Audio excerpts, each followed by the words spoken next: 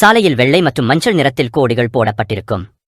அதுபோல சில கோடுகள் நீளமாகவும் சில கோடுகள் சிறிய அளவிலும் போடப்பட்டிருக்கும். டோட் சாலைகளில் ஏற்படும் விபத்துக்களை தடுப்பதற்காகத்தான் இந்த கோடுகள் போடப்படுகின்றன. நீளமான வெள்ளை கோடு, சாலையின் நடுவே எந்த ஒரு இடைவெளியும் இல்லாமல் நீளமான வெள்ளை கோடு போடப்பட்டிருந்தால் அந்த சாலையில் வேகமாக செல்லக்கூடாது. சாலையில் வெள்ளை கோடுகள் இடைவெளி விட்டு போடப்பட்டிருந்தால் இடது புறமாக செல்லும் வாகன ஓட்டிகள் முன்னால் செல்லும் வாகனங்களை வலது புறம் கவனத்துடன் முந்தி செல்லலாம் என்று அர்த்தம்.